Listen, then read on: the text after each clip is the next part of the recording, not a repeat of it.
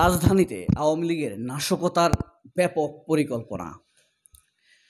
ফিলিস্তিনের স্বাধীনতার জন্য ব্যাপক গণজামায়াত হবার সম্ভাবনা রয়েছে আজকে। প্রিয় বন্ধুরা, আজকের দৈনিক আমার দেশ হাজির হয়েছে অসংখ্য অসাধারণ সত্য সংবাদ নিয়ে। যে সংবাদ অন্য পত্রিকার পাতায় ওঠে না, সেই সংবাদগুলো নিয়ে আপনাদের সামনে হাজির হয়েছি আমি ওয়ারিদ ফাতিমি চৌধুরী।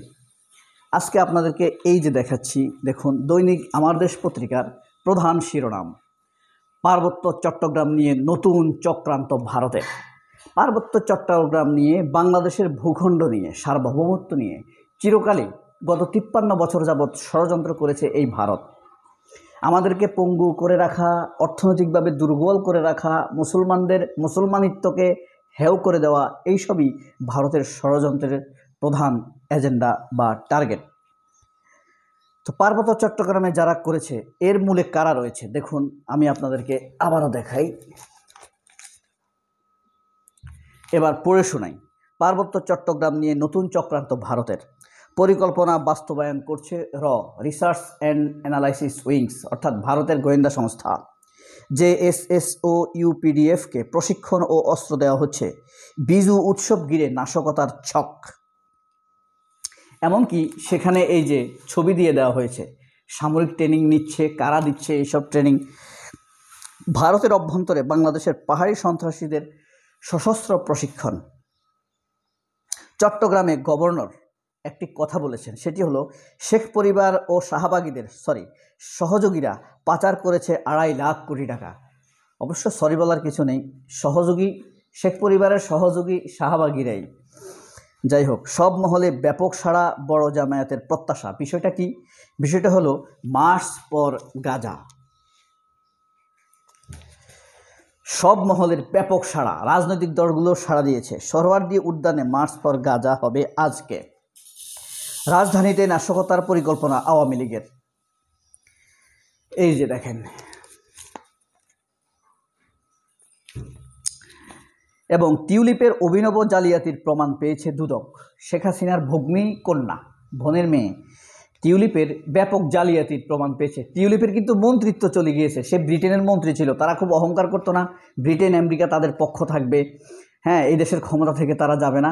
এখন তার ভাগ্নির মন্ত্রিত্ব চলে গিয়েছে, সেখানে সে তদন্তের মুখোমুখি, বিচারের মুখোমুখি হচ্ছে। সেখানে তার ব্যাপক অনিয়ম, দুর্নীতি ধরা খাচ্ছে। আচ্ছা, রাজধানীতে নাশকতার পরিকল্পনা, এখানে কিভাবে ধরা খেলো বিষয়গুলো? গোয়েন্দাদের রিপোর্ট হলো লুট করা অস্ত্র নিয়ে মাঠে নামার পরিকল্পনা। সারা দেশে পুলিশ স্টেশনে জরুরি বিশেষ বার্তা। আইন শৃঙ্খলা বাহিনী প্রস্তুত রয়েছে বলেছেন আইজিপি। গাজায় হত্যার প্রতিবাদে ঢাকায় ব্যাপক বিক্ষোভ। রাষ্ট্রীয়ভাবে ইসরায়েলের পণ্য নিষিদ্ধের আহ্বান। পুরনো নামে ফিরল বাংলা নববর্ষের শোভাযাত্রা। এটা নিয়ে একটি কথা রয়েছে, সেটি কি? সেটি হলো আনন্দ শোভাযাত্রা। অর্থাৎ 96 সাল পর্যন্ত এই শোভাযাত্রার নাম ছিল আনন্দ শোভাযাত্রা। 96 সালে আওয়ামী লীগ ক্ষমতায় আসার পর এটার নাম দেয় মঙ্গল শোভাযাত্রা। হিন্দুদের আদলে পেঁচা, হুতুম পেঁচা, হাতি, গণেশ এইসব নিয়ে তারা র্যালি করত পহেলা বৈশাখে।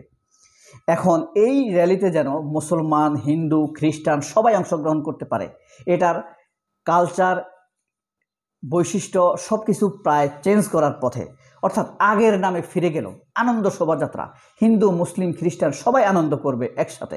এটা হিন্দুদেরও থাকবে না, মুসলিমদেরও থাকবে না, খ্রিস্টানদেরও থাকবে না। পহেলা বৈশাখ সবার থাকবে। সেই লক্ষ্যকে সামনে রেখেই বাস্তবায়ন করছে এই র্যালি বর্তমান সরকার, ইন্টারিম সরকার। এটা জানিয়েছে আমার অপ্রিয়, আমি পছন্দ করি না তাকে, মোস্তফা সরওয়ার ফারুকী। বাজারে ইলিশের দাম নিম্নমুখী, বেড়েছে বিক্রি। সাম্প্রদায়িক হামলা ছিল না একটিও। যশোরে কথিত হিন্দু নির্যাতনের পোস্টমর্টেম। আক্রান্তরা আওয়ামী আমলে ছিলেন নিপীড়ক, এসব হিন্দুরা অত্যাচারী ছিল। অভিযোগ আছে সন্ত্রাস ও দখলবাজির। ঘুম হারাম করে দেন বিরোধী নেতাকর্মীদের। বিএনপি জামায়াত পাহারা দেয় তাদের বাড়িঘর, এসব তারা প্রচার করে না। দাম কমেছে, রড সিমেন্টের উৎপাদন নেমেছে অর্ধেকে। উৎপাদনও কমেছে, আবার দামও কমেছে। আচ্ছা, দুই দেশের পররাষ্ট্র সচিবের বৈঠক হচ্ছে 15 বছর। বাংলাদেশ পাকিস্তান সম্পর্ক, মানে 15 বছর পর পাকিস্তান বাংলাদেশের পররাষ্ট্র পর্যায়ের সচিবদের বৈঠক হচ্ছে 15 বছর পর। আওয়ামী লীগের 15 বছর এই বাংলাদেশ পাকিস্তানের পররাষ্ট্র সচিব পর্যায়ের কোনো বৈঠক হয়নি। পুলিশের লোগো থেকে নৌকা বাদ, এখন থাকবে ধানের শীষ এবং গমের প্রতীক। বারান্দায় দাঁড়ানো লিজার জীবন কেড়ে নেয় বুলেট। এই হলো আমাদের শহীদ লিজা, আগস্টের শহীদ লিজা। এই যে অনেক শহীদ হয়েছে, অনেক মেয়ে মারা, দীপা নাগ 2 বছরের মেয়ে গুলি করে মেরে ফেলেছে র্যাব। আমার মেয়ে এই মাসে অসুস্থ হয়ে ঢাকা মেডিকেলে মারা গেছে। অনেক সময় আমি ভাবি যে তার মৃত্যু এভাবে তো হতে পারতো। আমি যে রিস্কি রেঞ্জে ছিলাম, মিরপুরে ছিলাম, সেখানে এমনটি হতে পারতো। এখন আল্লাহ অন্যভাবে নিয়ে গিয়েছে, আপনারা তাকে দোয়া করবেন। ইনসেপ্টার ওষুধের গায়ে নোভার্টিসের লেবেল, এটা একটা বড় ধরনের দুর্নীতি। এইটা নিয়ে আপনারা ওষুধের ব্যাপারে খুব সতর্ক থাকবেন। কোন কোন কোম্পানির ওষুধ খাওয়া উচিত নয়, সেই বিষয় দিয়ে আপনাদের জন্য একটি ভিডিও করব।